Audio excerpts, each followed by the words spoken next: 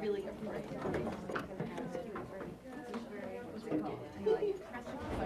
No.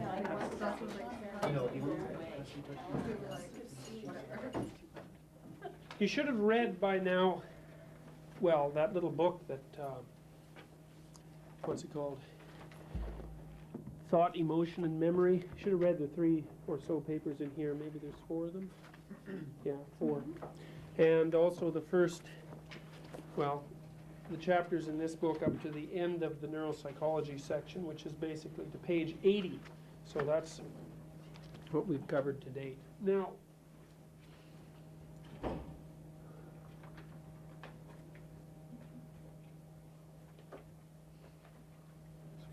yeah, sure. I showed you a simpler diagram of this sort last week, and that's the model of the known normal adaptation. Let me show you a little cartoon here that I think is kind of funny. All right, so as far as I can tell, that's a decent but simplistic model of what it is that you know when you say that you know something with regards to its implications for behavior or its meaning, because remember, that's what we're trying to specify in this class, right? The initial introductory discussions hinged on the notion that when we map our environments as a consequence of active exploration, we map them for 2 reasons. We want to specify the sensory nature of the things that we encounter, and we also, but more importantly, more fundamentally, perhaps not more importantly, but more fundamentally, we really want to keep track of where the meanings reside. Now, this is complicated by something that we'll discuss to some degree today, which is that things aren't simply given in the environment. I mean, that's the case with sensory things even, although there's a lot of dispute about this. I mean, that was Kuhn's fundamental point, as far as I can tell, in his book, The Structure of Scientific Revolutions, in that what constitutes the objective object seems to shift as we shift our techniques of exploration, which is why we have new scientific theories. I mean, theoretically, there's something at the bottom of it all towards which our ideas are approximating. But anyways, it's a difficult idea. But it's much more clear in the case of our maps of meaning, because how you approach something really does determine, in large part, its affective significance, right? You can all see this. Like, fire for animals is dangerous, pure and simple. But fire for people has been liberating. That's the most dramatic example I can think of, right? You switch the motivational category of the object by altering your approach to it. It's dangerous if you let it burn you. If you control it, then it cooks your food, it heats your cave, etc., etc. And it's something, by an alteration in your action, you've completely transformed the nature of the object, at least with regards to its utility. And that's a big part of what we consider creativity. Anyways, one of the things I've been trying to figure out is what is the structure of our knowledge when we say that we know something, and that's this, the known.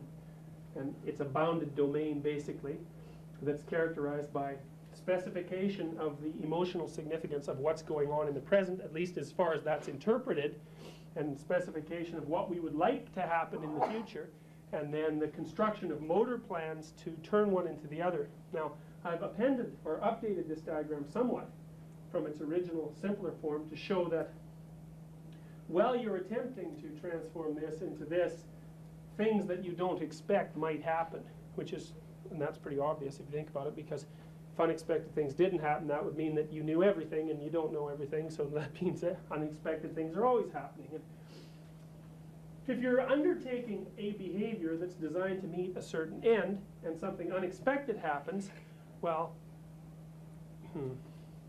that activates a chain of phenomena that I described later that we're going to discuss today as the orienting reflex. But basically, the bottom line is that anything unexpected is in and of itself intrinsically meaningful. That's really, really important. We don't assign meaning to things so much as we do restrict the meaning that they already offer us to a specified domain. And if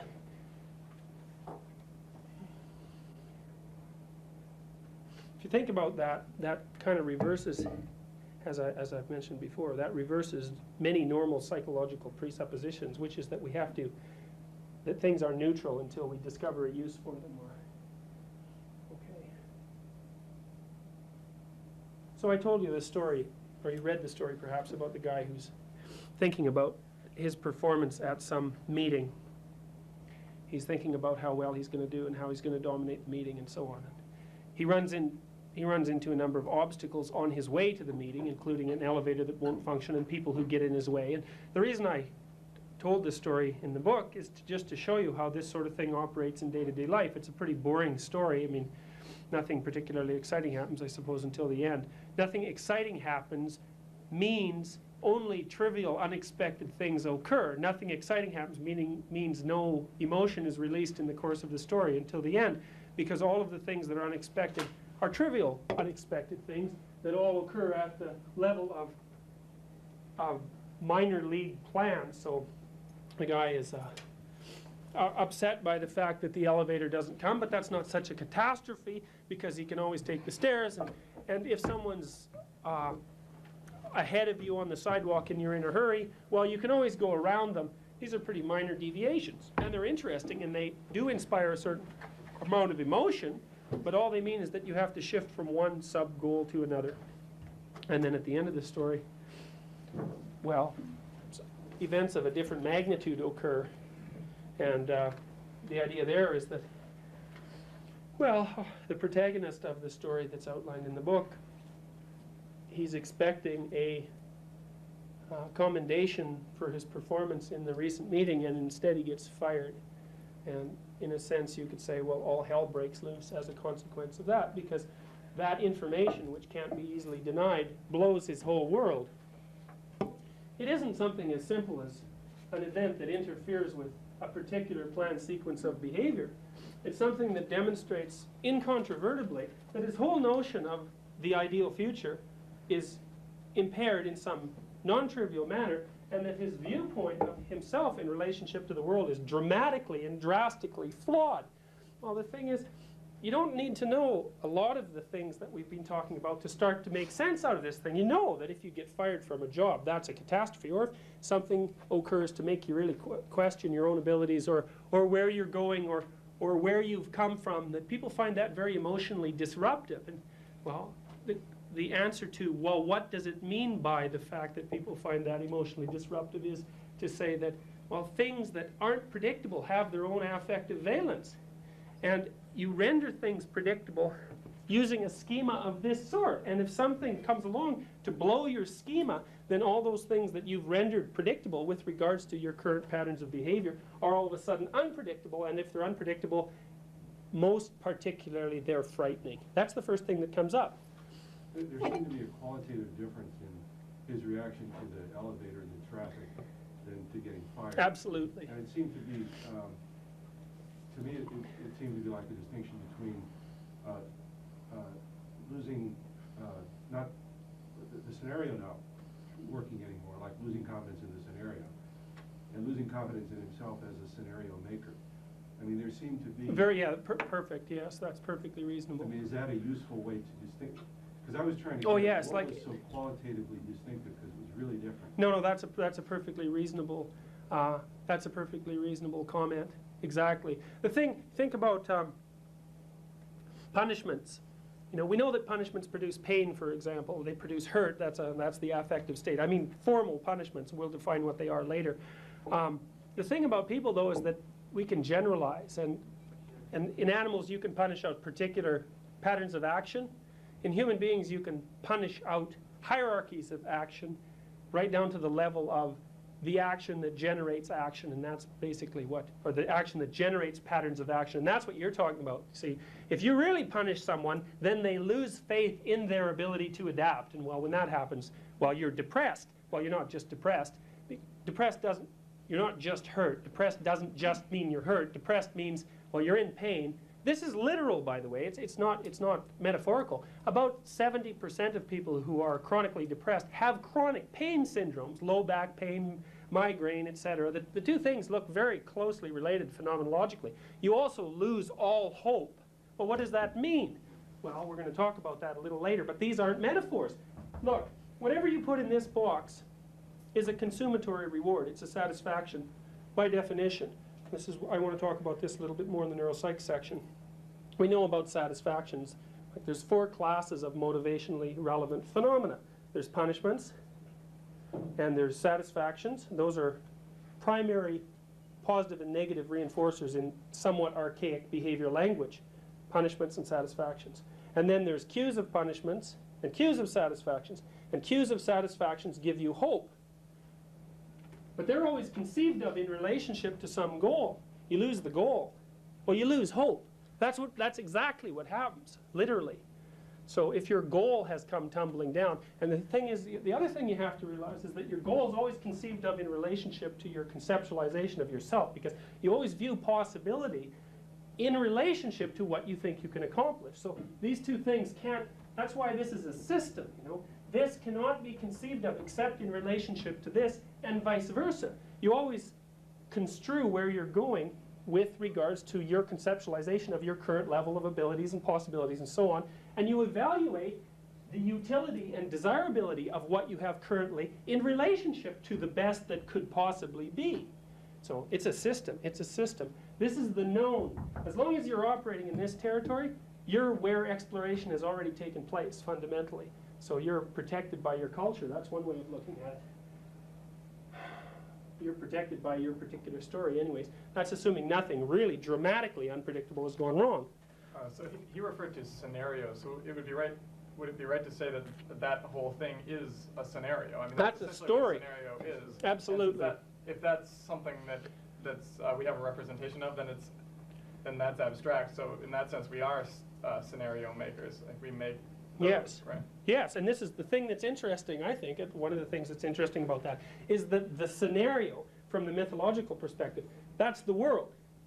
That's like myth, from the mythological perspective, which is concerned with meaning and not with sensory qualities. The world is what you know, what you don't know, and the mediating process between the two. And the mediating process, by the way, is what you were referring to, because the mediating process is the thing that creates order out of chaos, or upon occasion that turns chaos into or order into chaos as well. It's the transformative process. Anyways, if you lose faith in that transformative process, that's the end of you, fundamentally. I mean, life comes to a halt. And that's why, well, as we'll find out, many, many, many religious systems, if not all religious systems, attempt to catalyze identification with the transformative process as their aid to the good life. Anyways. Okay, so this is a story. It's a story. The story is, well, things aren't so good now, but they're going to be much better in the future, and this is how we're going to bring it about. That's just your straight linear story. That's a scenario. And you have your particular story, and you have your particular story.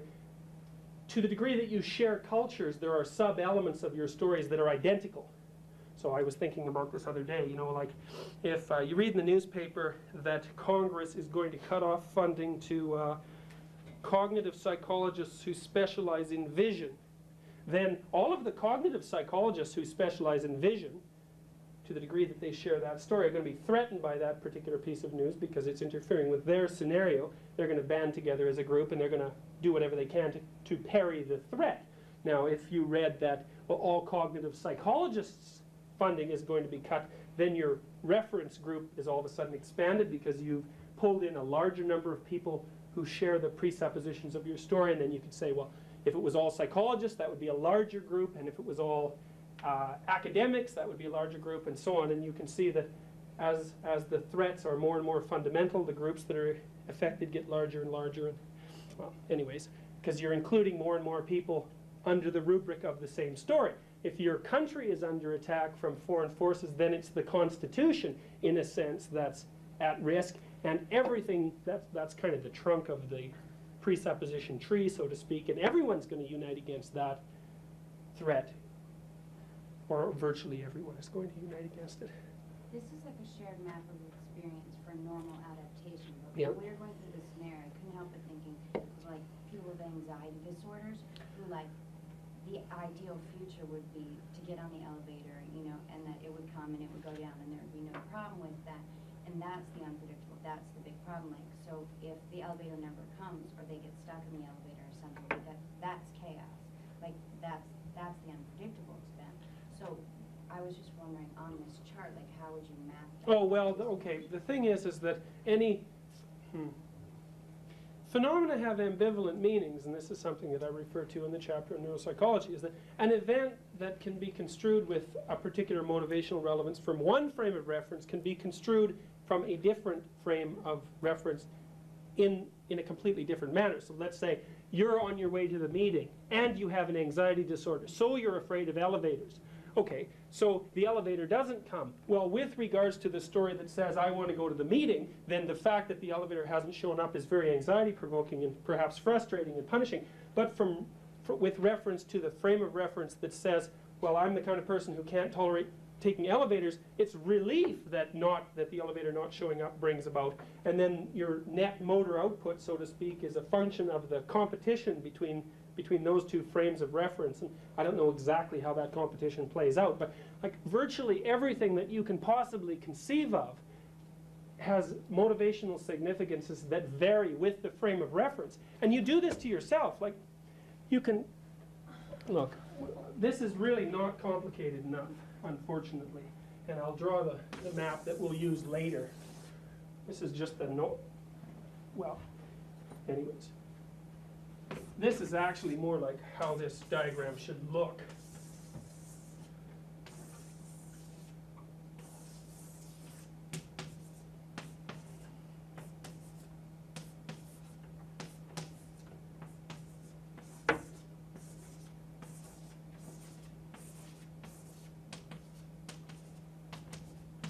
You get the picture.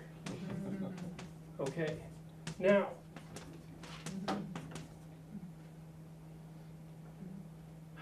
these are more or less comprehensive stories, and damage to the story can take place at any level of analysis. The higher up on the more inclusive the place at which the damage takes place, the more behavioral adaptation is rendered useless, and the more phenomena are transformed once again back into chaos from whence they came, from the mythological perspective, as you'll find out. Because the next thing you're going to do is read the Sumerian creation myth. And I tried to map it onto the kind of descriptions that we've been talking about. The Sumerian creation, I had a good dream about this last night, I'll tell you about it in a minute, but the Sumerian creation myth is particularly relevant because, well, it's been said that history began in Sumer. So in a sense, it's the most ancient of creation stories that we have extant that has been transmitted down into our culture along the line that our culture came from, basically. But I dreamed last night that I told this class, although the class was slightly different in my dream, that we all have Sumerian skeletons, which is kind of a weird way of looking at it. But the point is that it's only about 5,000 years that separate us from the Sumerians, and you might think, whoa, that's a long time. We have nothing in common with them. But there's a bunch of ways to look at that. Like, that's only 60, 80-year-old men. So we're not which, if you think about that, there's 80 years old and then another 80-year-old man and so on. That's only 60 entire moderately long lifespans. This is nothing, and it's nothing on the evolutionary perspective because we've been around as a species exactly like we are for 150,000 years and something similar to what we are for at least 2 million. So like 5,000 years, that's nothing. That's yesterday. We're still Sumerians. When you read that creation myth, or you want to think about it in relationship to the things we've been talking about. The Sumerians say, well, everything emerges from chaos. Like, what the hell does that mean? Well, it means most basically that everything that you understand comes from the domain that has not yet been explored. That's a chaotic domain, because you can't say anything about it. There's no distinctions drawn. Plus, it has infinite motivational relevance. You can't specify it. That's very chaotic. Those things that you haven't yet explored are simultaneously punishing, satisfying, and threatening and promising all at once, and none of those as well. Anyways, so anyways, when I say things like, well,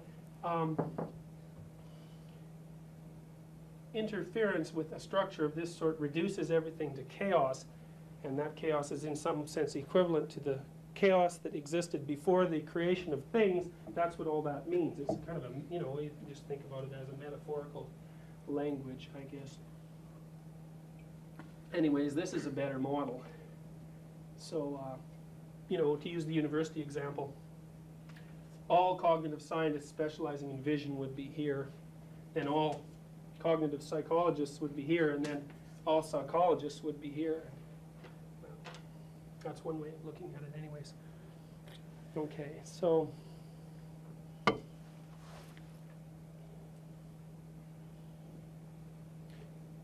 Professor Peterson? yes.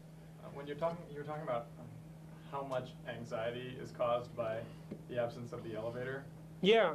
You're referring to it as a function of what your interpretive schema is. Mm-hmm. But also, how much of it has to do with sort of more basic biological function of how much tolerance any given individual has for unknown? I mean, That's a tough question.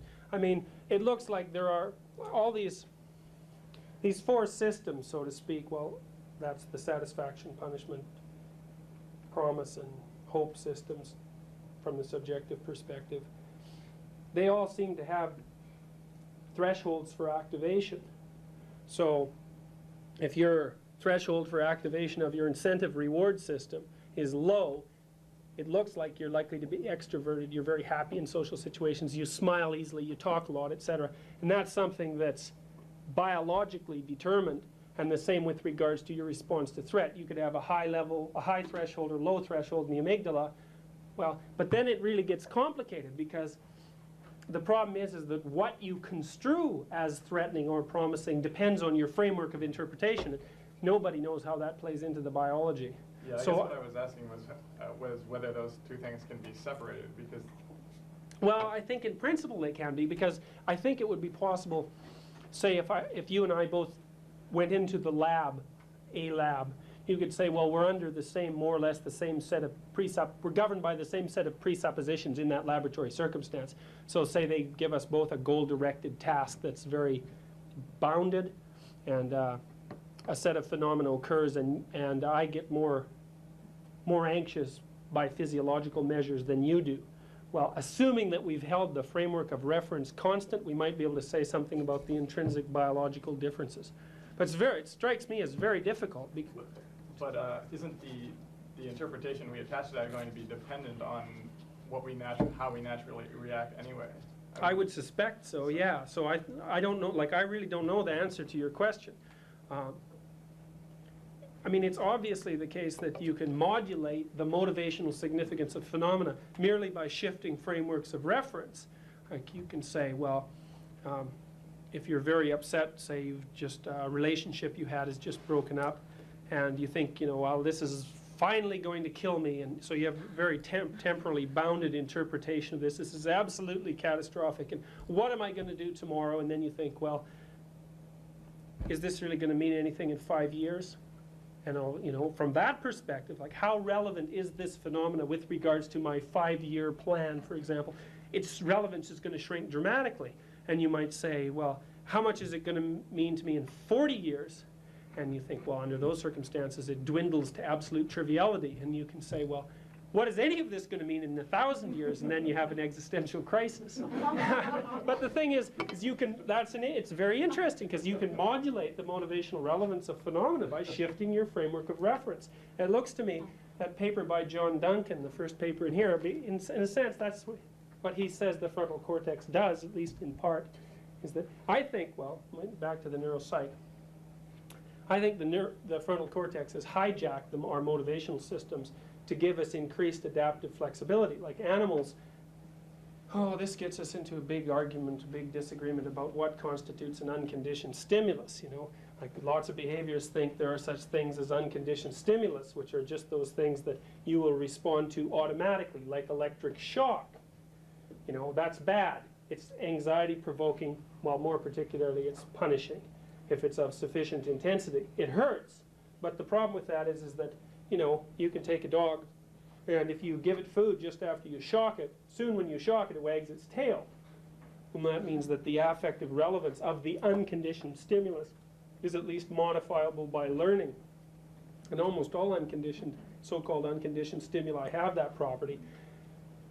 So, And we know that, you know, people have an immense amount of disagreement about what constitutes goods, for example.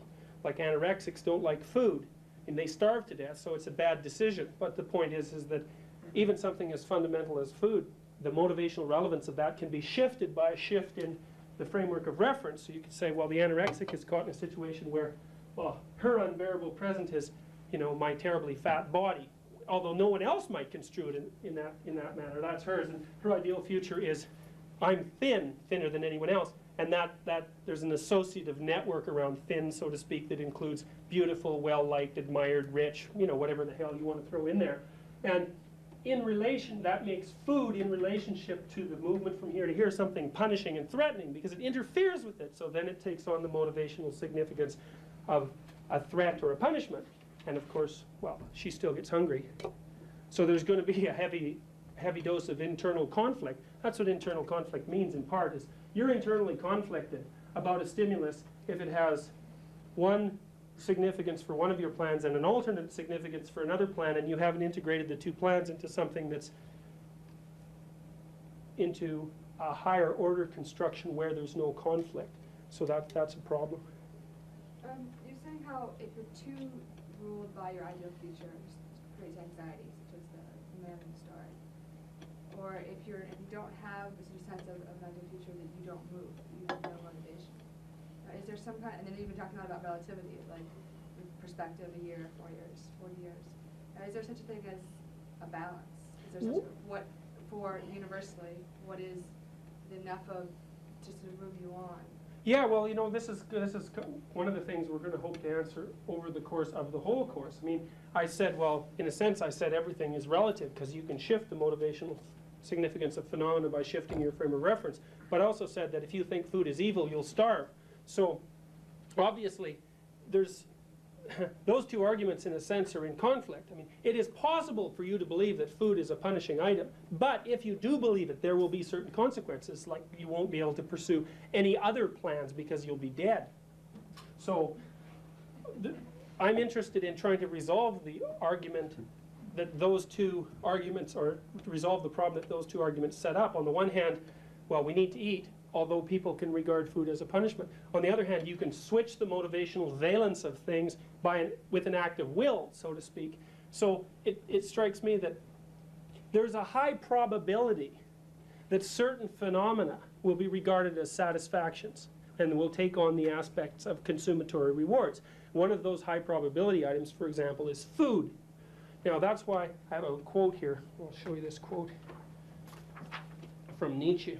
Nietzsche said, anyone who considers the basic drives of man, it's a very sophisticated idea, it's 100 years old, will find that all of them have done philosophy at some time, and that every single one of them would like only too well to represent just itself as the ultimate purpose of existence and as the legitimate master of all the other drives. For every drive wants to be master, and it attempts to philosophize in that spirit. So I've been trying to resolve this, these dilemmas that I've been posing. The dilemma, for example, that shock has this significance of an unconditioned stimulus but can be shifted.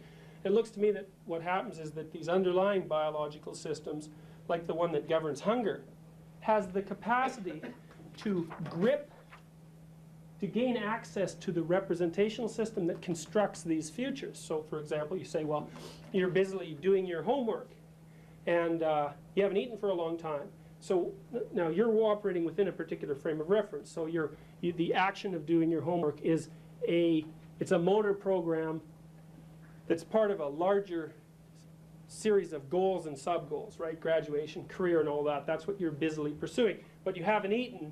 Well, so what happens is that your attention starts to get diverted, which basically means that the system that's responsible for ensuring that you get enough calories has started to take control of the representational system that constructs your ideal futures. So you start thinking about food. It's like that's a fantasy that's making itself known in the theater of your imagination. And if you keep doing your homework and don't eat long enough, well, you're going to start feeling conflict because you're switching between these two control systems, basically. And sooner or later, in all likelihood, the system that mediates food intake is going to get the upper hand, and you'll say, oh, to hell with it. because that's your interpretation from the perspective of finishing your homework, and you'll go to the fridge and get something to eat. So when Nietzsche says all our drives attempt to philosophize, basically, see, this is the way, the reason I'm trying to tell you this is because it gets away from the notion of stimulus response, because it's not, your hunger isn't driving you towards the fridge. It's not like it's gripping your behavioral output. What it's doing is positing a potential future towards which you can plan. And it has the capacity to grip that future. Now, that's Nietzsche's attempts of the drives to philosophize. So you'd say, well, when you think about this, we define pathology in this way often. Say, well, if everything in your life boils down to food, that's your God. Say, that's your ideal future, is you eating as much and as often as possible. Well, then we would say something is pathological about your schema of representation or your behavior. Something's pathological about your personality. Well, part of the reason we say that is because food is a good sub-goal. It's a necessary sub-goal, but it's a bad ultimate master. Well, the question in part that we're going to try to address in this class is, well, given that food, say, and sex and water and heat and or shelter and all these other things are necessary sub-goals, what would constitute the ideal master? Well, you read this, you want to read this Sumerian creation myth with this in mind. So I say these are gods. That's one way of looking at it. It's a little bit more complicated than that. Well, here's another quote. This is quite funny, I think, too. This is from Eliade with regards to Sumerian mythology. It is true that man was created in order to serve the gods, who first of all needed to be fed and clothed. Not such a foreign conception, really. Well, the gods are construed as transpersonal processes that are eternal fundamentally. And man, mortal man, is created in order to ensure that their needs are fulfilled. Well, anyways, of course, you're going to think, at least some of you are going to think that's a bit of a leap, but it's quite interesting. You read the Mesopotamian creation myth, and part of what it entails is hierarchical competition between the gods and the eventual victory of one god, that's part of the movement towards monotheism. And Marduk, by the way, is the one god who reveals himself as at the top of the hierarchy. And what Marduk represents is the capacity to explore. So the Mesopotamian creation myth based, because Marduk, it's very interesting. Marduk carves Tiamat up. Tiamat is a dragon and she represents chaos. She's also the mother of all things. Marduk carves Tiamat up and makes the world out of her. Makes the sky, makes the earth, makes the zodiac. He makes this is very amusing, one of Marduk's names, because he has like 200 names, because actually he's a mixture of gods. Mesopotamian culture was made up of a whole bunch of subcultures that melded over a long period of time, and all those subcultures had their own gods, and they all got sort of mixed together to make Marduk. So Marduk had a whole bunch of names, and one of his names, for example, was the maker of ingenious things from the combat with Tiamat, which is very, very interesting. But anyways, the Mesopotamians figured out, although they didn't know they had figured it out, they figured out that the thing to which all these other drives should be made subordinate was the thing that was Marduk, and Marduk was the thing that carved new territory out of unexplored territory, because basically they managed to presume that if you didn't arrange your life so that you could constantly generate new information, everything would come to a halt. So everything should be made subordinate to this capacity to encounter the unknown and generate new information out of it, because all of the other drives were necessary, dependent for their fulfillment on that particular function. So it's very interesting. If you understand that, I think you understand something that's unbelievably important. That's part of the reason why I think I dreamt last night that we had Sumerian skeletons, because now there's more to it than this, of course, because Marduk was also the ritual model of emulation for the Mesopotamian emperor, which basically meant that the Mesopotamian emperor was emperor because, in a sense, he was Marduk, and only to the degree that he was Marduk was he granted any sort of divine status. And the emperor is the embodiment of the state. And of course, our state now is a body of laws and not a human body, because we don't have a monarchy anymore. But the point is that states only work too if they recognize that the property that Marduk incarnated is the thing of most central importance, which is the capacity for exploration. Anyways, That was a good digression, all right, from neuropsychology, but you have to bounce around these things in order to get a picture of them. And now the question. So you can modulate your frames of references and your drafts can reach compromises, but not all is relative because you're Right. Right. You're saying they're still subordinated to your sense of exploration. Well, that's the ideal solution, at least as far as the Sumerians were concerned. And like we're going to explore the consequences of that solution as a solution because it has a whole series of important implications. It's a solution. Now, I happen to think it's really a good solution, but we'll see how that plays out. But yeah, the thing is, you're not determined, so to speak, because the stimulus doesn't control your behavior.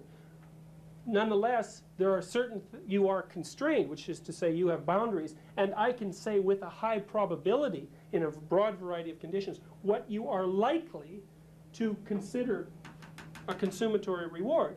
And I can say that because you're composed in part of specialized subsystems, each of which have their own job, plus a stake in maintenance of the whole unit, which is you. So they want what they want, but they also want you to stay around, so to speak, because without you, nothing happens. And that's what the Sumerians meant when they said that men were created to serve the gods.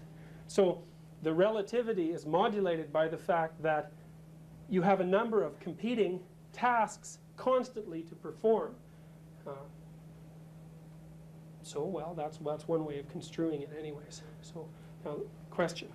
So, these subsystems or these drives, can they ever, in cases of really extreme, severe deprivation, can they directly grab control of the motor output, or must they always affect behavior through their... I don't know. I suspect that there's both operating. Like, in situations that are so extreme that thought would be an interference rather than an aid, then I suspect there's direct output.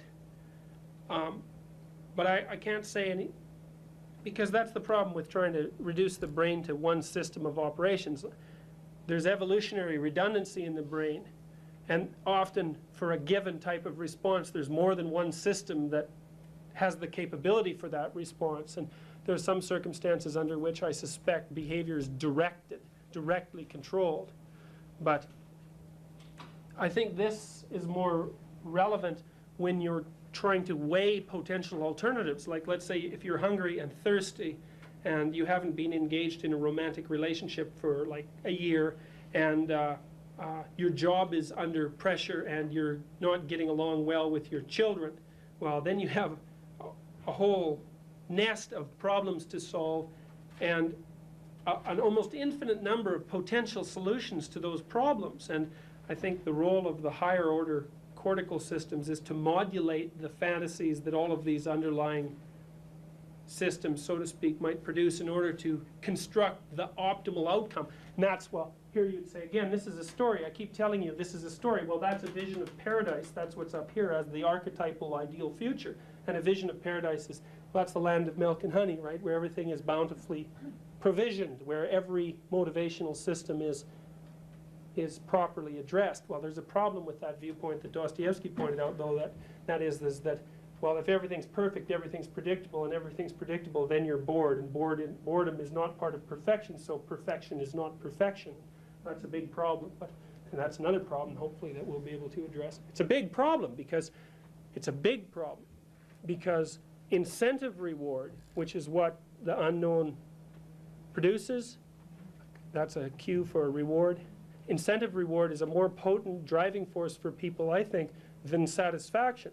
And you think about this with regards to your own behaviors. Like, often those things, say you have a goal in mind and you attain sub-goals with relationship to that goal, you're very, very excited. You actually attain the goal, and it's nowhere near as exciting as participation in the process that led up to the goal, which is to say you're more activated by incentive reward than you are by satisfactions. And that's the thing about people. That's what we're like. That's why we like novelty. So static conceptions of the ideal future have an intrinsic problem. It sounds much more like just a difficulty being content rather boredom in getting what you get, and what you achieve at. Well, the problem is that getting what you want is not enough to make you content. Because contentment is something that transcends the attainment of determinate satisfactions. That would be, there's more to the story than the attainment of a goal that's conceived of as a final goal. And that has something, well, If that- contentment means yeah. also accepting that you'll always want to keep on wanting more and desiring more, even though at this point you have what you want. Haven't you reached contentment at that point? well, no, I think you're making a valid point. I mean, and fair enough. I mean, I guess what I'm talking about are systems that postulate, like political utopian systems that postulate that there is a particular manner of organizing society that will provide a final static solution to all our problems. A lot of more or less simplistic utopian notions do in fact promise that, like Marxism, I think would be a system that fits well into that sort of conceptualization. If you just reorganize the essential building blocks of society, you'll inevitably produce a future that everyone will find ideal, and that will be the final solution, so to speak. So, yeah, I mean, if you know that incentive reward is one of the things that motivates you, and in a really profound way, again, as I've pointed out before, cocaine activates our incentive reward systems. People really like cocaine. So do animals, for that matter. They'll self-administer cocaine until they die. They like incentive reward. We like incentive reward. Money is an incentive reward, for example. Once you realize that, a lot of weird things start to happen, because you say, well, for example, a perfect world therefore would have to contain novelty. Now that's a strange thing to say, because novelty also induces anxiety. So you've instantly said, in a sense, that a perfect world is also one that makes you anxious, which is, of course, not really in accordance with the kinds of things that we would normally consider perfect. So, are you making the claim that an ideal future is a world of unlimited exploration? no, not entirely, Daniel, because, see, I kind of thought that in the past, but it's more a matter of balance. You say, well, if you can represent this as the known, which is the thing that's transformed necessarily by the appearance of novelty, it's also a precondition for the capacity to assimilate novelty. So you have to know something, which is to say that part of what makes you capable of exploring and assimilating new information is the fact that you're already composed of static structures of knowledge. So you could say the ideal has to therefore be composed, at least in part, of a balance between what's static and what's novel. So it isn't just exploration, it's also the security that makes non-terrifying exploration possible, and the security that gives rise to the skills that make creative exploration possible. So you get someone like Einstein, I think it was Einstein who said he could see so far because he stood on the shoulders of giants, and that's a good mythological image, because basically what Einstein said was that he stood on the ground that was prepared by his dead ancestors, and that's why he could see so far. So it's a matter of balance, and that's what the Oriental yin and yang symbol basically states too, is that order is necessary and chaos is necessary, and the ideal is some balance between them. That's where you're supposed to walk. But that's a ideal mode of adaptation. Yeah. Which is, and so when you say ideal in that context, you're not talking about the box at the top right of the No, well then, okay, that's fine, absolutely. That's why I said, well, in the little story, that there's a grammar of, there's a simple grammar of the story, which is this, which is, this is your kingdom. Why is that? Or your culture. Well, you're part of the same culture as someone else if you share their story. It's as simple as that. And their story is the manner in which they have fixed motivational significance to ongoing events, including you as an ongoing event. And to the degree that you share that schema of interpretation, you are part of that culture. And that's because, well, it's quite straightforward, I guess. It's that if you and I share the same vision with regards to the value of a goal and the means for getting there, I can predict your behavior and you can predict mine. Not only that, you can rely on me and we can cooperate. So we've just drawn a magic circle around ourselves, so to speak, that eliminates the unpredictable and novel from our interactions, except in a very constrained manner. So your defined territory as far as I'm concerned, and vice versa. We are from the same culture. And you can make very, you can make very trivial distinctions within cultures. For example, we're both psychologists, but if we're practicing in different domains, that could easily mean we could split into subcultures depending on the event that's going on. Because if something threatened your group, subgroup, and benefited mine, instantly we'd fragment because our stories would have switched. So, anyways, this is the more comprehensive story, because you have a story, but then there's a story about how to transform your stories when that becomes necessary. And so this is a fixed story, and this is another fixed story. You notice I've structured it so that this, well, it's a square here and a circle here, which is the idea that the meta structure remains the same, but the details shift. And that's a stage transition from the Piagetian perspective, or a revolution from the Kuhnian perspective.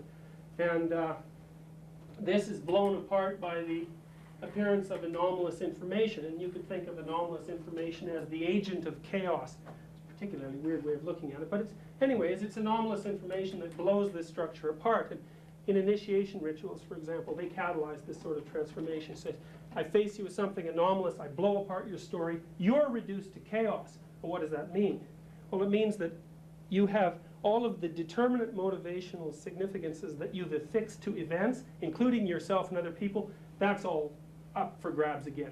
So you're by turns depressed, anxious, elated, etc. Your emotional systems are in flux, and the reason they're in flux is because the meta structure that kept them integrated has been destroyed. So you're now subject to the war of competing emotions, basically. And so that's a descent into chaos. If it's an initiation ceremony, the members of your culture will give you a new story. Say, this is the story for, these things usually happen to men, but not always. This is your story for being a man. Bang! Well, that's a new framework of reference that makes your new position now determinate. So then you're up here. And you could say, well, there are different ways of construing the ideal. If you're a patriot, you say, to the degree that I identify with this, I'm perfect, I'm moral. If you're identifying, that's one form of perfection, and you can see the utility to that. And people do that all the time, even when they're identifying with football teams, for example. But there's a more profound type of identification, and that would be identification with the process, with the capability to undergo this process. That's identification with the capacity for transformation. And that, again, that ties back with your earlier comment about viewing yourself as, well, as someone who's capable not only of adhering to stories, but of generating and modifying them. That's a much, and again, well, I want you to read this next section on Marduk with this sort of thing in mind, because, again, that's what the Mesopotamians posit as ideal. In fact, the emperor of Mesopotamia, every new year, when the year is regenerated, you can view this as the year, by the way, from the Mesopotamian perspective anyways. The king was ritually reduced to chaos and reconstituted at the beginning of every new year. And from the Mesopotamian perspective, that was equivalent to reduction of the world, the cosmos, to its constituent elements, and then renewal. That's the most common of mythological themes, by the way. Okay, if exploration is necessary because you and everything else is going to change whether you like it or not, then wouldn't the ideal be not necessarily active exploration, but exploration when you need to explore?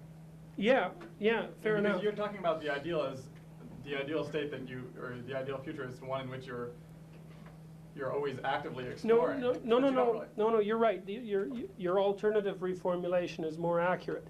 It's exploration when it's necessary, which is to say that you need to know what you know. So you don't have to go looking for trouble necessarily, or be an agent of change for the sake of being an agent of change. But if you detect an anomaly, which you do involuntarily, that's the thing about how your brain is set up. If something anomalous happens, you notice it. Once you notice it, then it's incumbent on you to alter your story. But it's not necessarily the case that you have to be actively going about that. Well, it would exhaust you. In fact, I think in some ways that's what happens to paranoid schizophrenics. You might think that this is kind of another leap, but if you read Gray's article in this book, Gray has a theory, the neuropsychology of schizophrenia. What happens to schizophrenics is that novelty starts appearing all over where it shouldn't, which is to say that the inhibitory structure that stops meaning from being experienced has been disrupted. So for the poor schizophrenic, meanings are popping up everywhere, and meaning means this signifies something, usually something threatening and something promising. That attracts your attention. The poor schizophrenic, his attention is always attracted. It's part of the reason that paranoid schizophrenics are hypervigilant. And what happens to them is that, I think, is, well, if something appears as meaningful to you, that activates your exploration system, and that's dopaminergically mediated. Well, that explains in part the hyperdopaminergia that's characteristic of schizophrenia and the hypervigilance. But the problem with that is that if you're on all the time, you'll kill those systems. I think that's what happens to schizophrenics when they go into second stage schizophrenia, which is characterized by no flat affect and Parkinson-like symptoms. So it's not so good to be on all the time. You know, it's right, because a common mythological ideal is peace. Right? I mean, and that would seem to be specifically not exploring, yes, except maybe when you needed to maintain peace. Yeah, yes, but then there's the contrary argument. That's a perfectly valid point, but there's the contrary argument, and I think this is an argument that the Red Queen in Alice in Wonderland made to Alice. She said, you have to run as fast as you can just to stay where you are. So, which is to say that a static mode of adaptation is no adaptation at all. Systems age all by themselves, so you have to stay very active in order just to maintain things the way they are. So, but you don't necessarily have to be running all the time. I mean, right, absolutely. Let's say you come to a sort of a peaceful existence with yourself, and you're living in the woods or something. Yeah. I don't know, and you're completely happy with it. Well, you're not going to have to do a lot of active change unless your situation changes or you change. Yeah, I think that. I mean, it's a complex issue because you can also, by exploration, you can also produce anomalies. It's not necessarily the case that they just happen to you. So, but, you know, I've got no argument at all with what you say. It's a matter of balance. I mean, the point is that, well, Egypt, for example, stayed stable for about 3,000 years, which is to say that as far as modern archaeologists are able to determine, there was a 30-century period where the fundamental substructures of Egyptian society stayed exactly the same. And the Egyptians were convinced, as are many traditional societies, that change meant death. And you can understand that because any cultural innovations have the capacity to undermine the cultures that produced them. So many cultures opt for stasis. But the problem is, because they think, well, we have a good thing, let's not play around with it. It's like biological mutations. It's a good analogy. Most biological mutations kill you. And you think every innovation is, in the cultural sphere, an analogy to a mutation. But the 1 in every 1,000 mutations that doesn't kill you is necessary for the survival of the species. So it's a very strange balance. Does that argument make sense? Does that analogy make sense? So, if being bored makes you miserable, then how do you explain things like marriage? Like, why isn't the divorce rate 100%? I'm serious. Like, or even if you love, like, I have a favorite song, or like are married to the same person for decades, that's got to be boring after a while. I mean, well, maybe it does. I don't know if it has to be. I mean, you also have the capacity to shift frameworks of reference. It's also, right, so I mean, especially with something as complex as another person, if you think you know someone else, that's only a delusion that you have about the extent of your knowledge. So if what you see is what you have habituated to, then what you see is what you have habituated to, not what's there. Because you don't know what that other person is like, and perhaps they've fallen into the same damn game, which is they play out the role you specified for them, but that's your tough luck. You know, so that's a good answer with regards to marriage anyways. So, I mean, with regards to simpler phenomena, well, you know, you can move from thing to thing, and people do that, but part of the human capacity for exploration is also to see what hasn't been mapped where people think everything is understood. And but her point brings up something interesting to me. When you fall into chaos and then you go and then you go to a new place, can you take part of the old system with you? Oh, absolutely. Look, this is another thing you want to read when you go through this next chapter, because part of the pharaoh, the Egyptian pharaoh, for example, who's a nice Mesopotamian emperor analog, although a little later down the historical chain, he was simultaneously the pharaoh who had died and the new pharaoh, always. And that meant basically that he was both Osiris and Horus, is how the Egyptians construed it. And Osiris was the old pharaoh who basically was confined to the underworld. And Horus was the process that gave new life to the pharaoh Osiris, who was confined in the underworld. So the new pharaoh was simultaneously everything that had already been learned, plus the process that allows you to make use of everything that's already been learned in a creative manner. So of course, that's why the structure is the same. Say this is composed of this plus this. So which is to say that when there's a revolution in your thought, what you use is everything you already knew, plus the information that has been engendered by your contact or your assimilation of the anomalous information. So here, I'll just give you, this is kind of funny, I think. This is often represented as a serpent, the serpent of chaos. For the Egyptians, that was Atum, and Atum was the most primordial of gods who ruled at the beginning of time and who will once again rule at the end of time. So he's sort of the place that everything came from. It's a serpent anyways. But you can see, for example, the structure of the story in Genesis of Adam and Eve in this little picture as well. Because, well, anomalous information, maybe I'm jumping ahead a bit, I'll tell you anyways. Anomalous information is often given a feminine form. So you'll see when we go through, because anything anomalous, this is a hypothetical state, this chaos, you could say. It's all the unknown that you haven't encountered. You can't say anything about that because it's not actually part of your experience. It's just a hypothesis about the source of all those things you don't understand. It's not those things themselves. When something anomalous actually makes itself manifest, which is to say that you're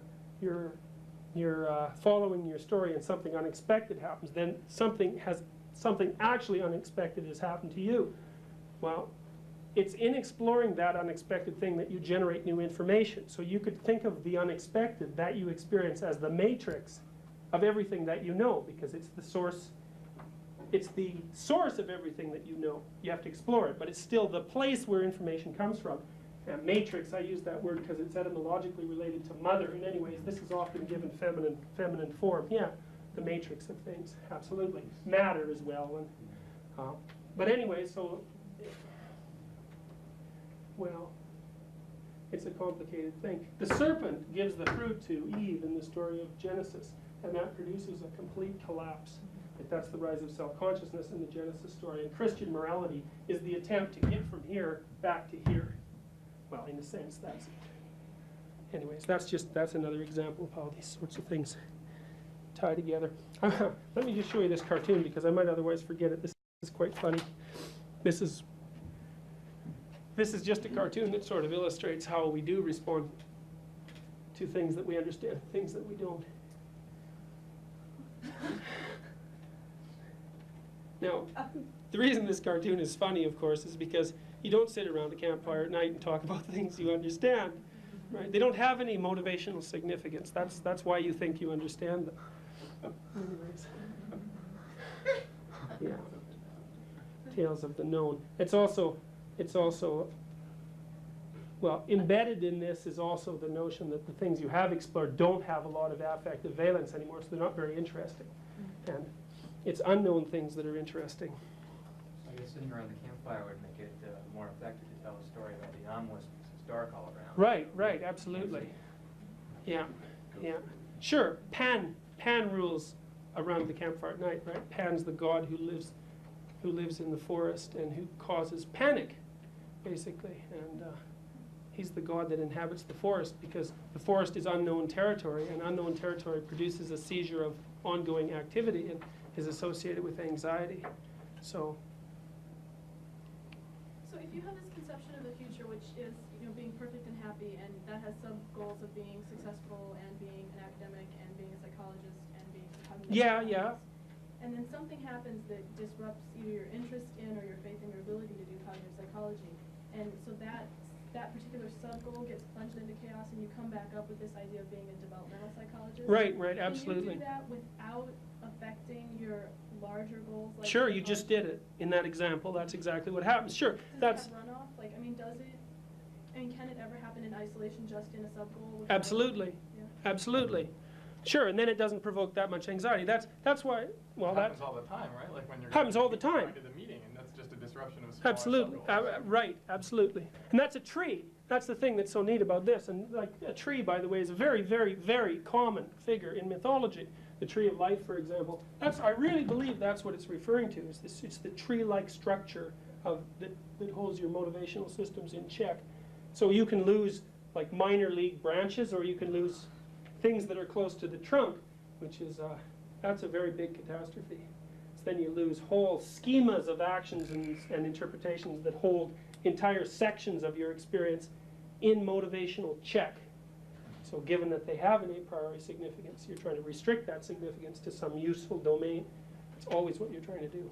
So can you only adapt to things that affect sub-goals on some level? I mean, because if something happens that draws into question, like let's say your most fundamental, like the trunk of the tree. Right. Can you adapt from that, or do you just? That's part of what we're trying to address in this class. See, because you could say, well, the best story is the one that addresses the widest range of potential phenomena, right? Say, well, mythologies distill the best story. So what we're going to try to do is to understand what the best story is, because the best story is the one that has the largest domain of potential relevance. So you could say, well, what's the big problem? Well, the big problem, for example, might be the fact of human mortality, because that would be the anomalous phenomena which puts the determinant significance of everything into dispute. So how can you adapt to that? Well, again, that's the question, say, that's at the bottom of Christian morality. If you view it, well, I'm using Christian morality just as an example. If you view the rise of self-consciousness, for example, one of the concomitants of the rise of self-consciousness is the knowledge of death. I mean, the two things are very closely linked. If you're self-conscious, that means you can conceive of your boundaries. That's what it means. And you have spatial boundaries, and they kind of bother you, but you can move from one place to another, so that's not such a big deal. It's the temporal boundary that's the big problem. So the question is, well, can you adapt to the fact of a temporal boundary? Well, obviously this is a very difficult question, but it's the sort of thing that will... See, part of what I'm interested in trying to understand is why people get so horribly twisted as they mature. I mean, there's lots of reasons for it. They're pretty much plainly evident. Like, in many ways, the world is a terrible place, and there's sufficient reason all the time for people to get twisted off the path. And in fact, I think often it's more surprising that that doesn't happen all the time than it is surprising that it sometimes happens. Well,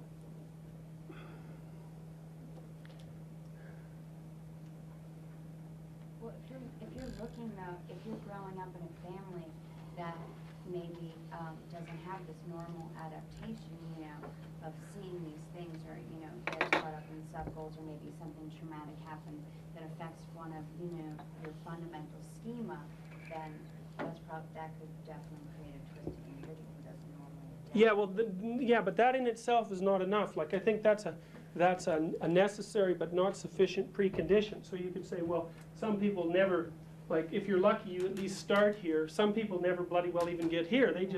They're born and this is where they stay, and that's terrible for them. But is it possible to stay there without being entirely insane? I mean, because anyone who functions at all has, Good question. has a schema.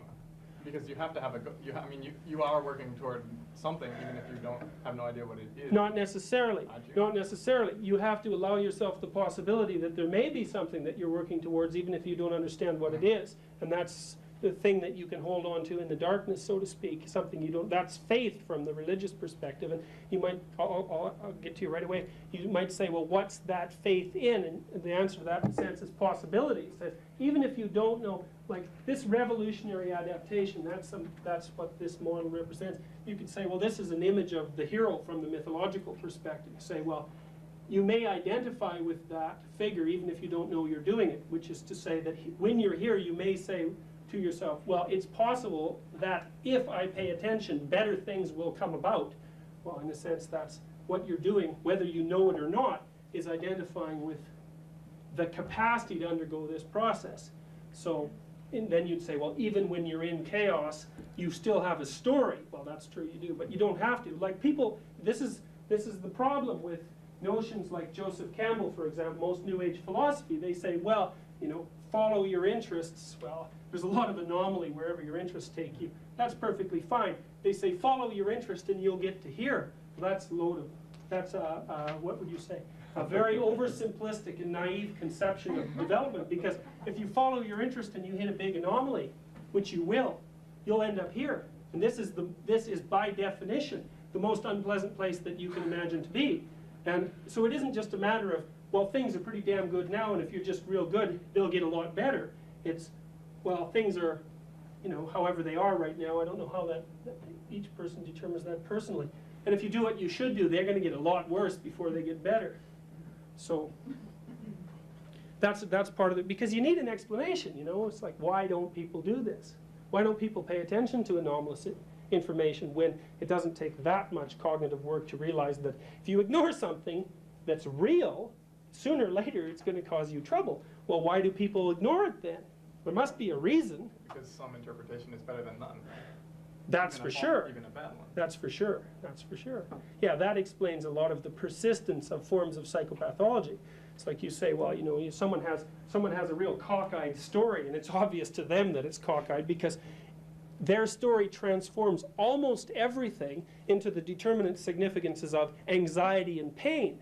But they'll still hang on to that like a lifeline when you offer them an alternative story that would allow the motivational states of hope and satisfaction to emerge, because even though this is terrible, this is worse. And to get to the new one, they'd have to go there. Right. Isn't that also though because they're not being a hero, like they're escaping, and escaping just perpetuates the anxiety, so if they're stuck in the anxiety and pain, then yeah. if they're Well, this is why I want you to read Paradise Lost, because Milton's Paradise Lost is a description of the feedback process that refusal to admit to anomaly necessarily produces. So, question? Is there a qualitative difference or a difference in degree between damage to the branch and damage to the trunk?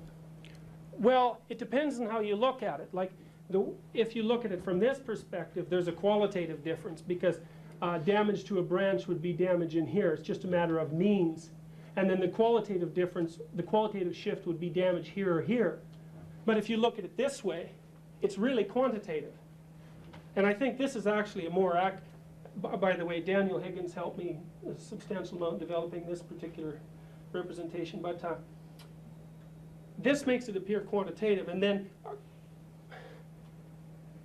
the thing is, you could say, well, maybe there's a quantitative difference between damage here and here, but there's a qualitative difference between damage here and here.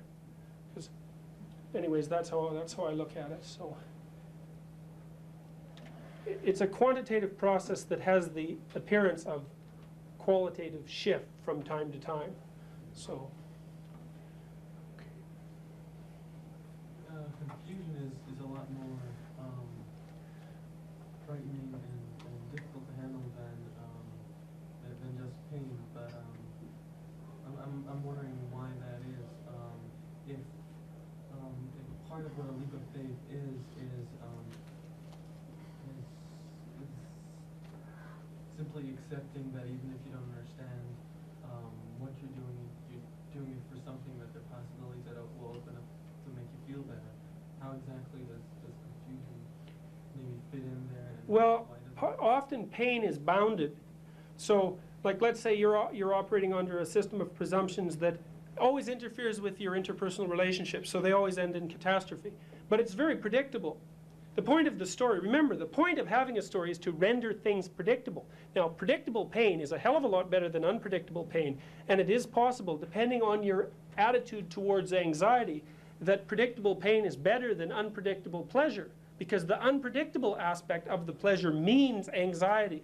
And then, of course, whether you would prefer anxiety to pain, in a sense, depends on how you construe your potential relationship to anxiety. But isn't unpredictable pleasure what underlies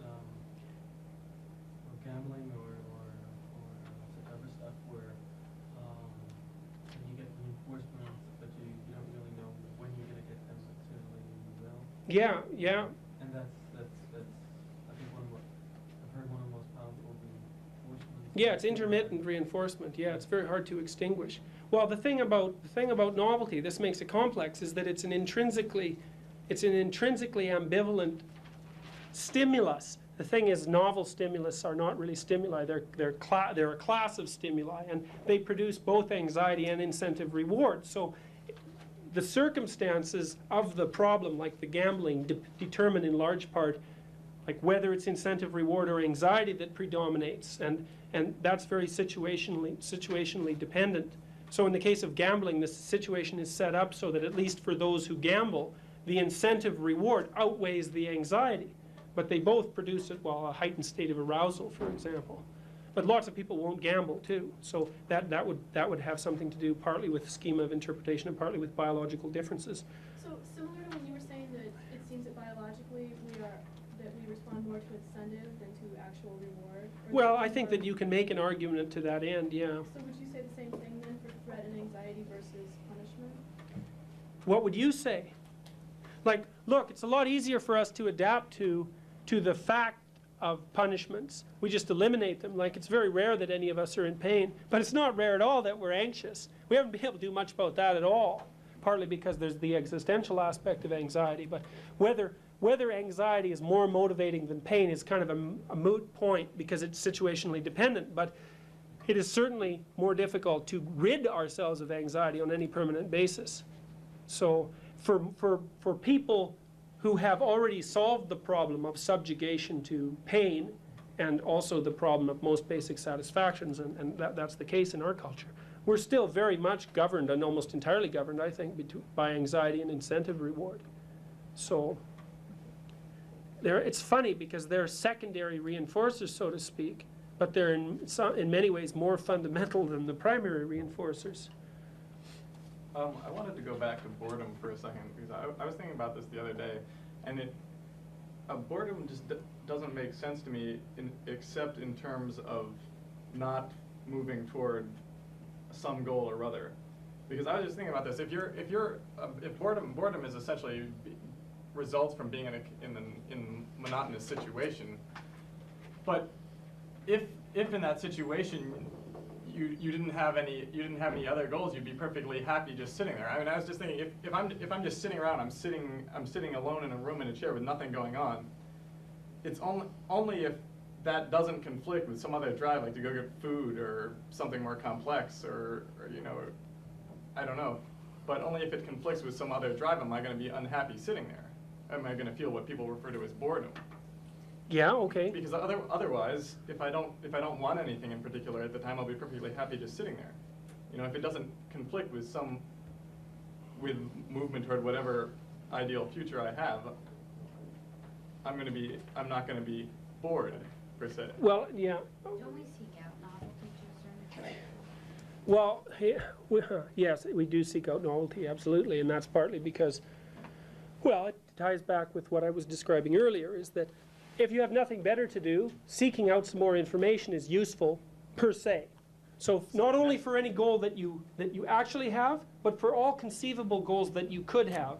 So if you're sitting around doing nothing, then that's worse in a sense than doing something new and generating new information. So in other words, one of the most fundamental drives is simply to look for novelty, so that maybe you'll be able to take sitting around for a while because that drive hasn't really kicked in, but eventually you get or because you need a rest. Right, yeah. Or eventually you get restless and you'll go cruising around even if it's aimless, even if you have nothing particularly to do, just simply because that drive is there. Mm-hmm. So just to cause trouble even often. Okay. Yeah, and because that's to produce novelty. Yeah. Okay. Yeah, it's to produce, well actually it's to produce new information. I guess you could say that would be that's kind of the final, that's the final explanation. So you feed on information, right, just like food.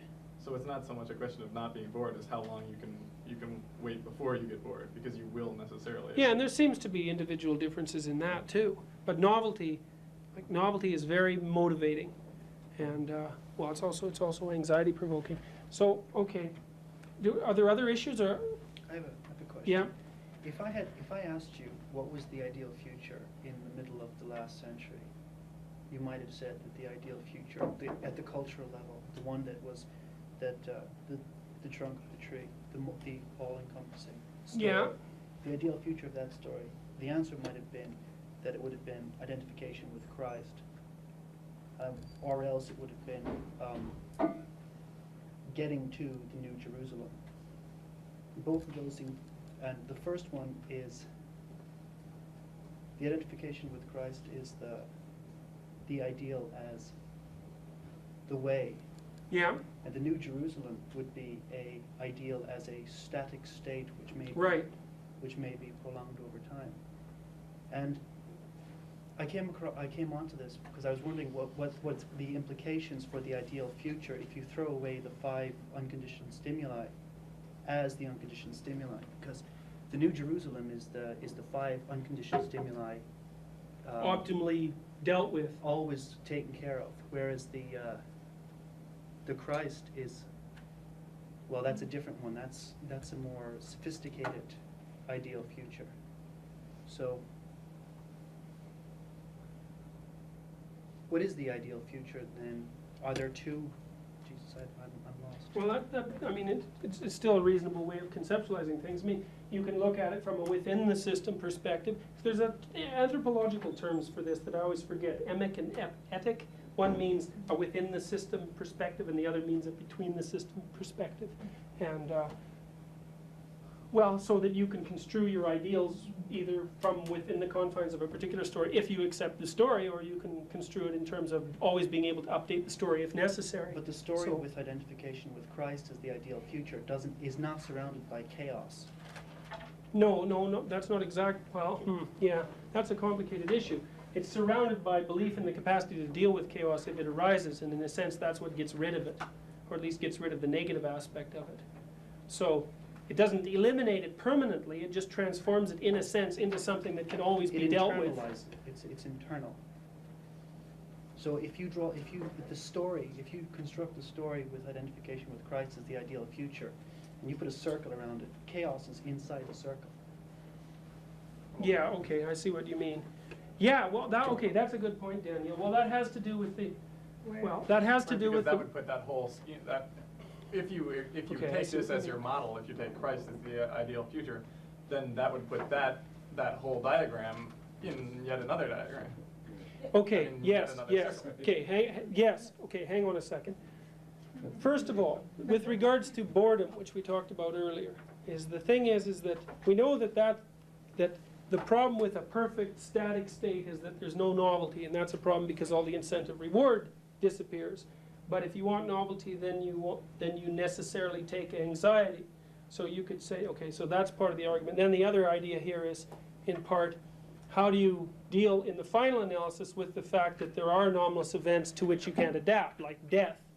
Well, the point that you're driving at in part is that if you think about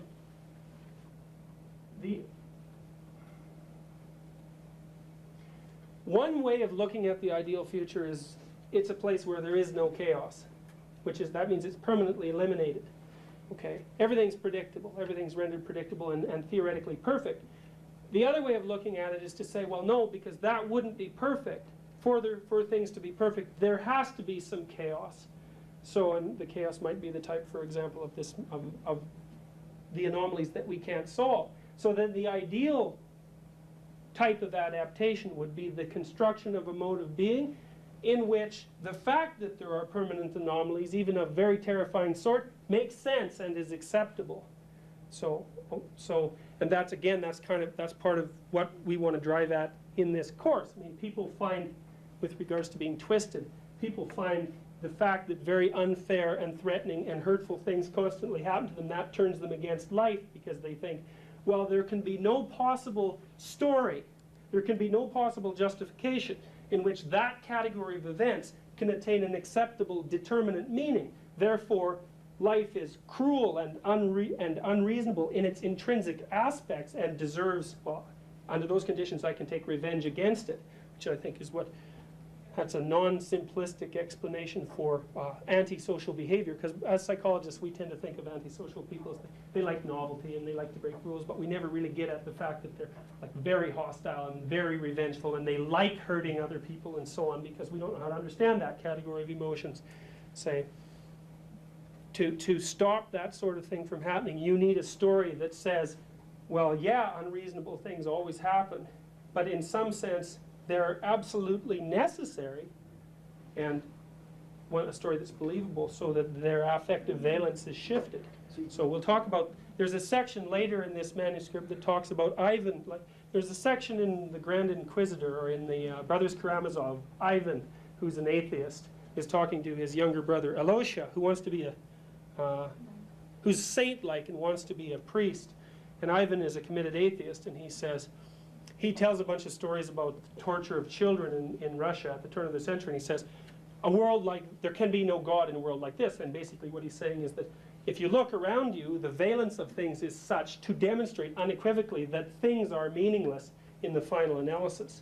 And some people regard that particular section of the Brothers Karamazov as the most potent argument for atheism that's ever been constructed. And well, that's the kind of argument that you have to address if you want to deal with phenomena that twist people up. You know, if you beat someone and torture them when they're a child, it's not that surprising that they might turn against the world and regard it as something that should be obliterated. So that might be the moral thing to do. So you need a story that can address those sorts of possibilities. So would it be fair then to say that you're asking us to modify our current state, our current view of the world, from one where we will do absolutely anything to avoid chaos into one where we posit an ideal future which has the thing that we'll do absolutely anything to avoid as a necessary constituent element of it, and hopefully also that you will come to understand from the rational perspective why the existence of that is a precondition for the fact that there is existence, because that's another thing that these mythological stories are very good at outlining. They say the cosmos is actually constructed of the division between chaos and order. If you obliterate that dividing line, then everything returns to this hypothetical state of non-being in which there is no pain, but there's nothing. There's nothing. So then the question is the fact that there is something, despite all its negative motivational implications, preferable to nothing? Of course, I think it was Camus. Didn't Camus say that the only question worth considering is whether or not to commit suicide? Well, that's the question. That's the same question. Is life, with its intrinsic limitations, preferable to a state where there's nothing? Well, that is the bottom line. That's the bottom line question. So, I'd like to address this because I've been listening for the past hour or two. It seems like many attempts to reconcile an ideal future, which is like a utopia, a perfect society, or a box, a static sense, if I just sit in a chair, when will I get bored, with an ideal life, which is identification with the process, or identification with Christ, which is not the same thing as an ideal society. right, And that somehow those are not the same thing. right. But that's what I hear people trying to do, is to make an ideal society the same thing as an ideal life. Or Well, do people constantly ideal- confuse the state with the process. And this is also true, as we'll see, with regards to conceptualizations of evil, because people presume that evil is a state rather than a process, and the state might be aggression or cruelty or jealousy, or we can list a whole bunch of motivational states that people tend to value negatively. So I'd say, well, people produce social conflict because they're aggressive, and therefore if we can socialize boys in particular to not be aggressive, then the capacity for war will vanish, which I think is like truly an idiotic theory.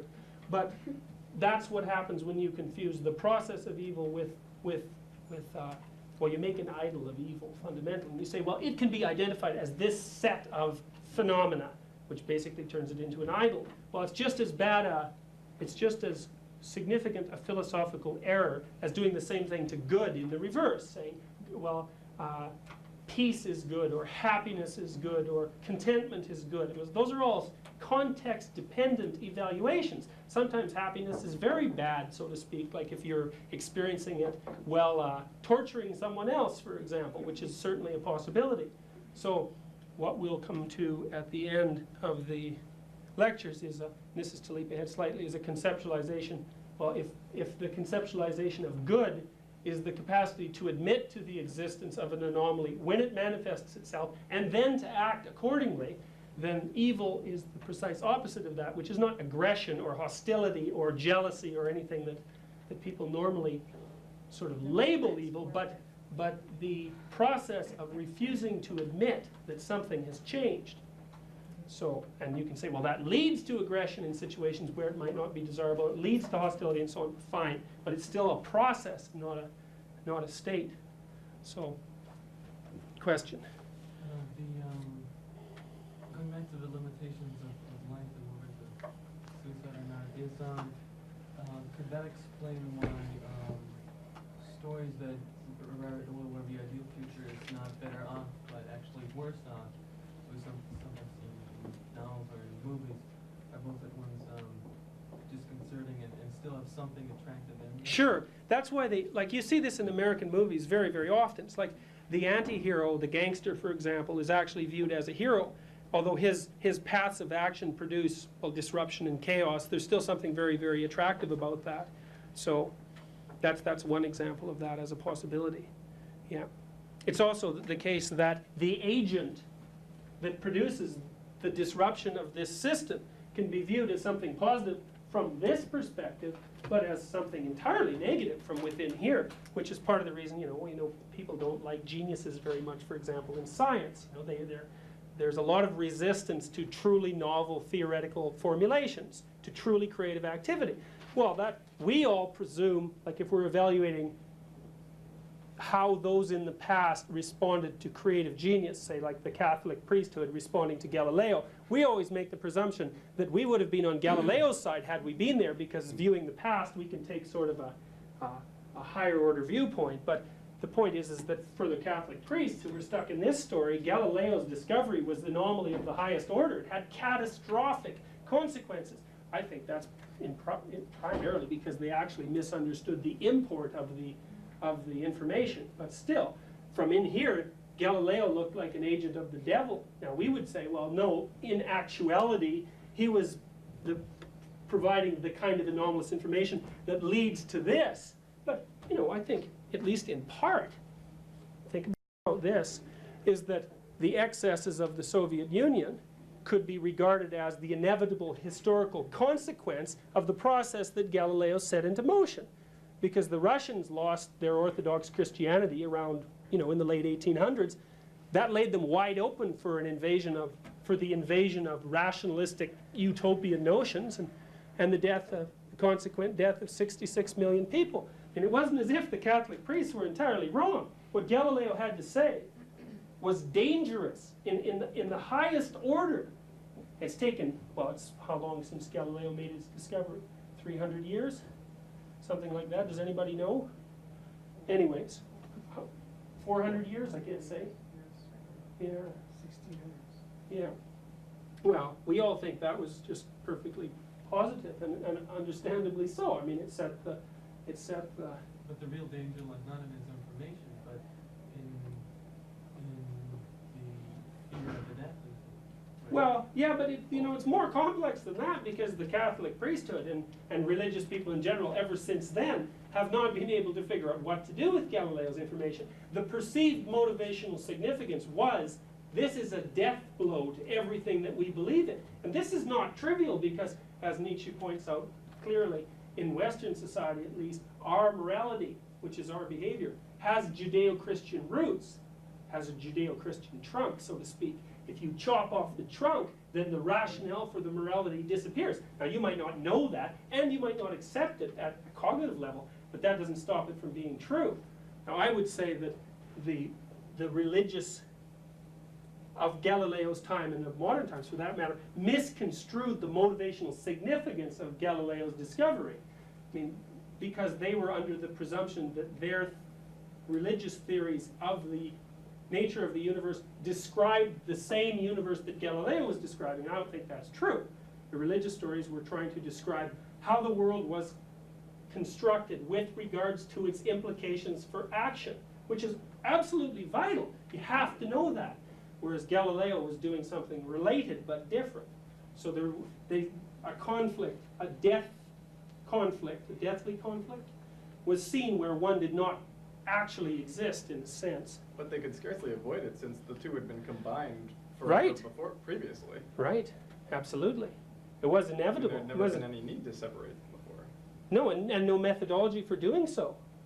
So it's not surprising, but it's worthwhile to consider that some of the intelligence was in fact on the side of the Catholic priesthood, which is something we tend not to think about. I mean, they were, at least for all of their flaws, which are the flaws of any organized system, they're on the side of a certain amount of stability, which is also necessary.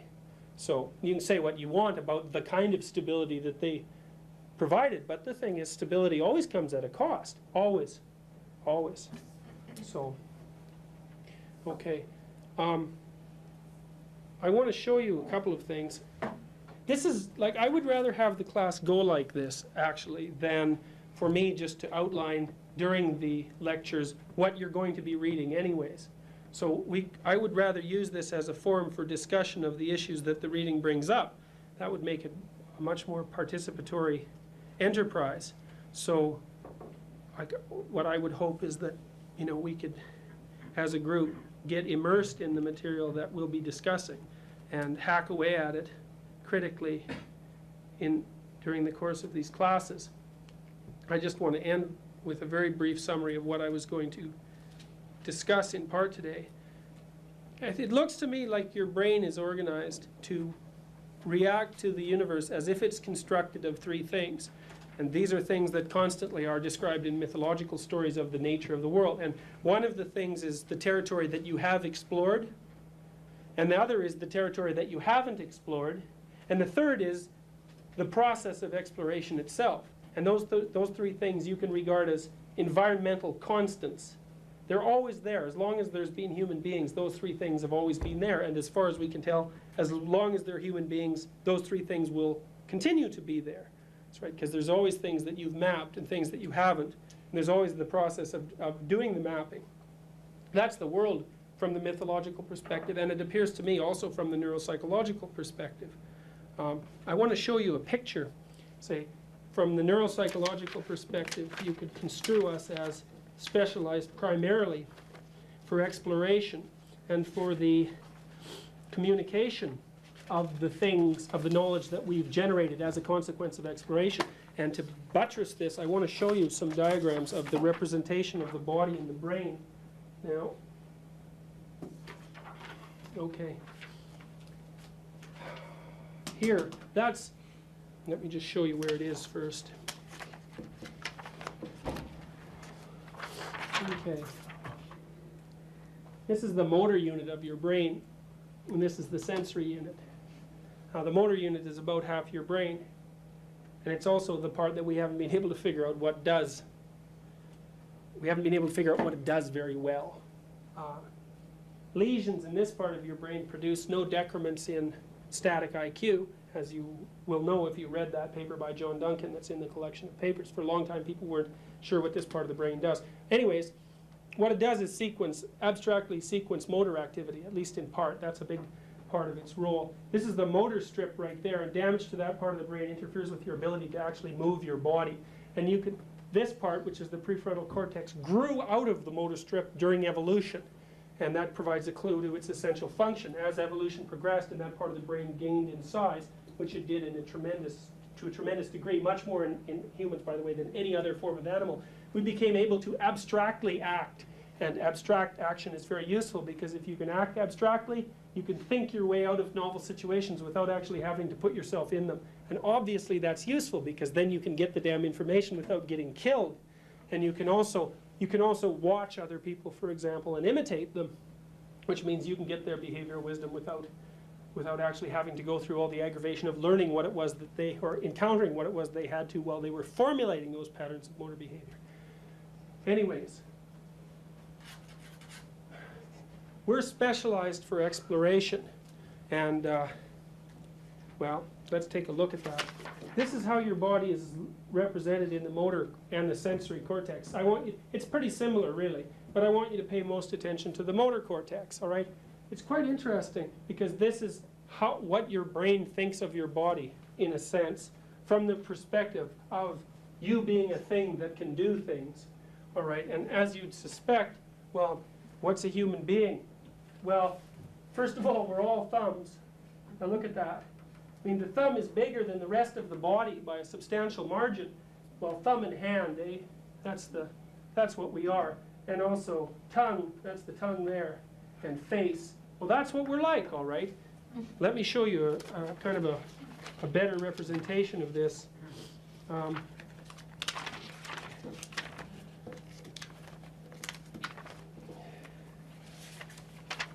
Oh, there he is. This isn't quite right because this is the sensory homunculus, but you still get the basic idea. Okay, now the motor homunculus is even more exaggerated than this, which is to say that the motor representation throws even more weight on the hands and the face. Well, that's our capacity to pick things apart and put them back together, to manipulate the world, and this is our capacity essentially to communicate. You can't see the tongue representation in here, but we're creatures who are specialized to encounter things that we don't understand and to make of them something that we want, which is not the same as exploring them, by the way, precisely. That we have another kind of a cockeyed notion about what exploration means. We tend to think that when we explore something unknown, we discover its properties. But that's a strange notion, because usually what we're trying to do when we explore something is not so much discover the sensory properties of something, but to turn something that has indeterminate significance, which means it could be threatening or promising, into something that we can either ignore or use. And, well, you'll have to think through that argument, I guess, on your own, because we don't have enough time to discuss it. But the point is that the universe that we inhabit is not entirely given. It's also something that we erect as a consequence of our actions. And there's, which is to say that it's the process of exploration, which is in large part linguistically mediated, that brings into being the world that we regard as familiar and the world that we inhabit. And that's why, for example, I can tell you, for example, in the Sumerian, most primordial of Sumerian creation myths, there's a goddess, sort of indeterminate sexuality that represents chaos, who's divided into the male sky and the female earth, and who is separated. These two deities are separated by the god of the atmosphere. So you could say, well, again, from the Sumerian perspective, the universe is composed of the primordial chaos, then a masculine principle that in this mythology is represented by the sky, and a feminine principle that's represented by the earth, and the process that separates them or distinguishes between them, and that's the god of the atmosphere. And that's a holy triad, basically: Father, Mother, and Divine Son. In Christianity, there's the doctrine of the Logos, which is the Word, and the Word is the thing that engendered creation. And the derivation of the Logos, well, the idea of the Logos goes all the way back through Egyptian society into Mesopotamian society and reflects people's intuition that there was some integral relationship between the nature of the world as we inhabit it and the process that generates that world in the context of exploration. So the myths say the capacity for exploration is a function of that which already existed, and simultaneously the thing that brings both chaos and order into being. So it's the offspring of chaos and order and the thing that creates them. Now, we're not used to thinking in causal loops like that, but mythology could care less whether you can understand it. That's basically the bottom line. It's just a representation of, in a sense, of the way that things are. So except even more exaggerated, that's what we are from the perspective of our brain. And you say, well, you think this might be a trivial statement, for example. You know, I just picked the motor strip and the sensory strip. That's not a very big part of the brain. But you have to realize that the prefrontal cortex is the thing that provides abstract programming for the motor strip. So the prefrontal cortex is concerned with the programming of movement. And the sensory cortex, well, is mostly taken up by the visual system. So this is a good picture of who we are. And I'll extend that argument by pointing out that people have made much of the supposed intelligence of dolphins and whales, and the reason they've done this is because, well, your intelligence is dependent on the area of the gray matter of your cortex, and we have about a meter of gray matter if you spread it out in a sheet.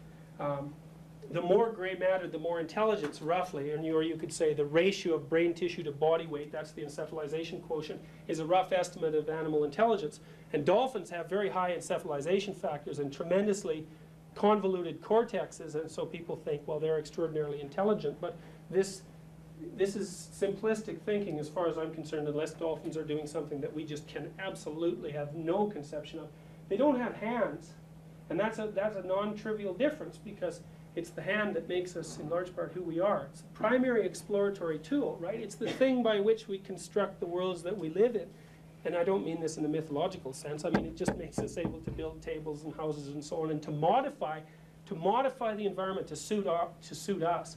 And dolphins, whatever else you might want to say about them, they don't do that, and that's a non-trivial difference. And the difference is immense, and all you have to do is think about it for a few minutes to realize that. Well, does anybody have any idea what the hell they're doing with all that brain?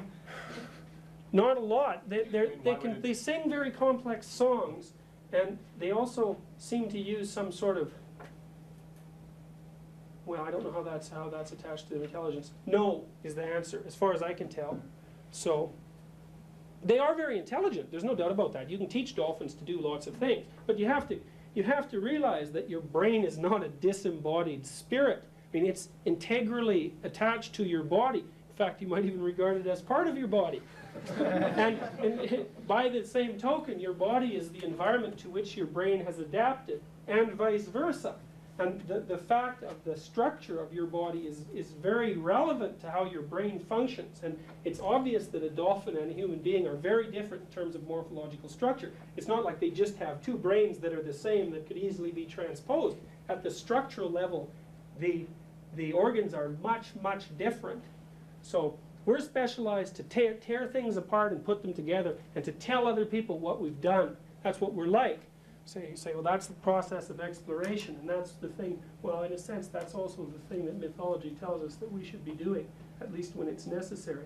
Now, there's another reason why I brought this up, and that's because part of the question that sort of underlies this course is it possible to come up with a definition of what constitutes the good life that's sort of stable across different cultural presuppositions? And well, one of the things that's quite interesting, as you know, is that novel phenomena are cues for satisfactions, which makes them incentive rewards.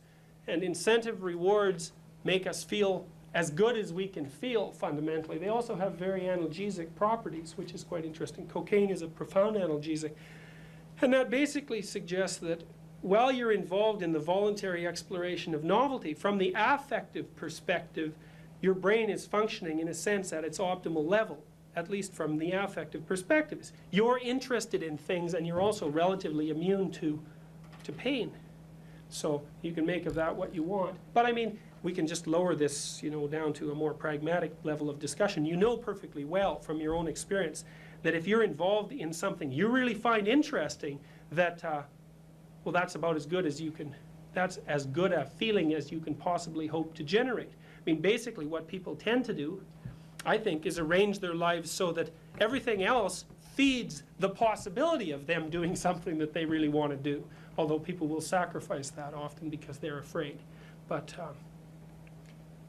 well, the reason I'm bringing up this discussion is because it has implications for all sorts of things. And it's also curious, and this is something you might want to think about, because it's very strange for me. I think that the world that myth describes, so people would say, look, if you had to make a distinction in terms of the description of reality between the scientific description and the mythological description, well, there's no contest. The scientific description is the description of the world, and there's lots of evidence to that end, right? I mean, science is a very powerful technique. But the peculiar thing is that you would also say as an evolutionary biologist, that the world to which your brain has adapted is the real world. And from my perspective, the world that your brain is adapted to is the mythological world.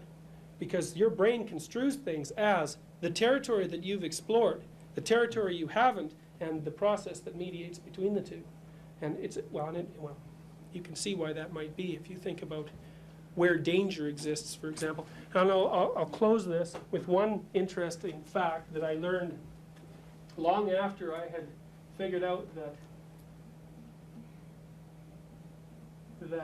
people identify those from different cultures as agents of the unknown. The Egyptians, the ancient Egyptians, would not let foreigners into their temples because foreigners were agents of chaos, and the temples were microcosms of the entire state, and they didn't want the state disrupted by the presence of foreigners in the temples. Now, lots of religions still construe the world in that manner today. I mean, think of marriage restrictions, for example, but that's one interesting thing. The other interesting thing is that the Egyptians, and it wasn't just the Egyptians, Eliade actually identified 5 cultures that did exactly the same thing. They used the same symbol for the dragon that ate the sun at night,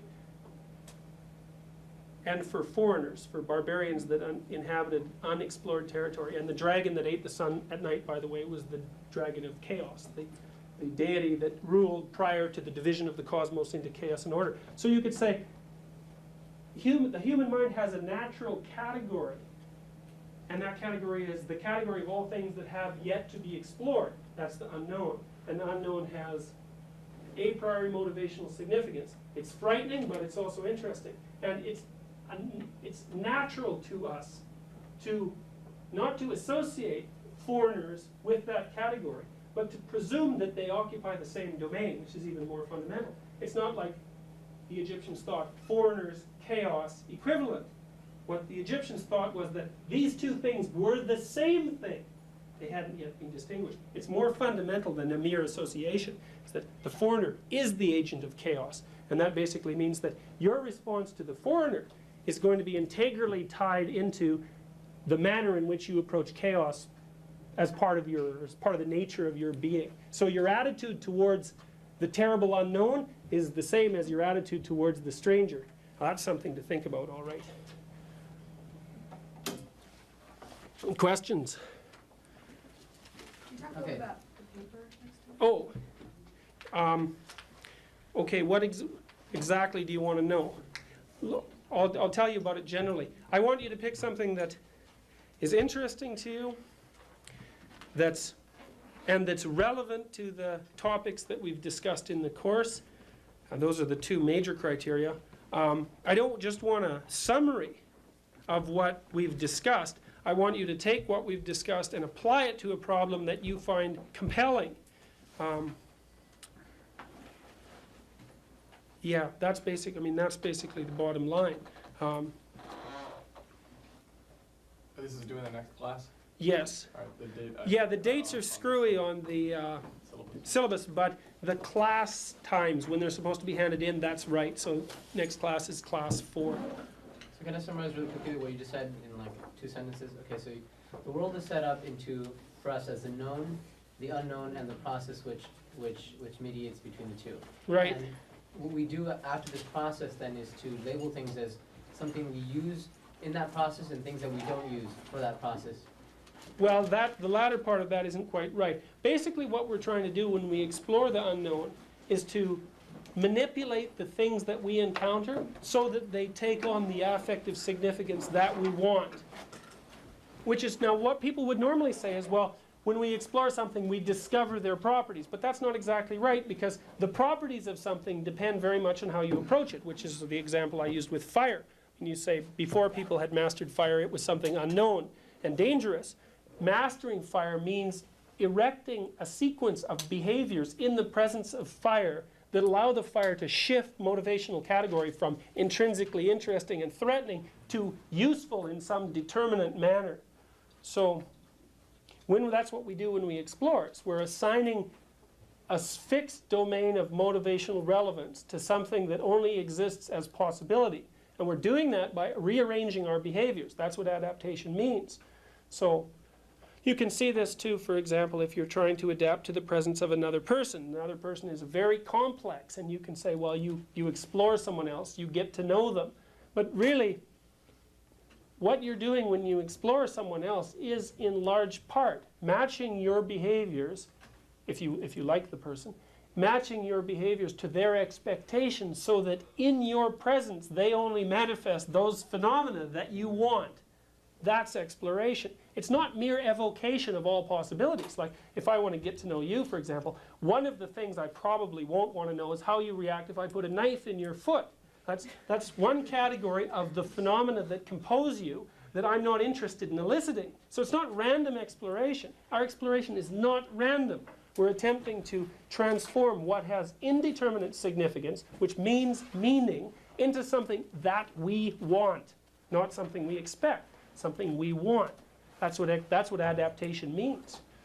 So Most things just turn out to be neutral. that's true, but that's, I would say, in a sense, well, that's also a failure, because it's better to transform something into a satisfaction or a promise than into something irrelevant, although that's the way that most things end up. So it's the best kind of failure.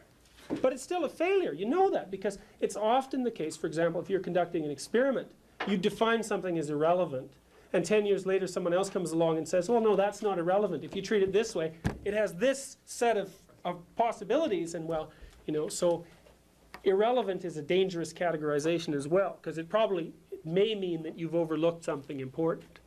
So I know that's how things turn out, and you can understand why and all that, but still, really successful adaptation means you turn possibility into desired actuality. And you do that by rearranging your behavior or your schema of representation. That's so.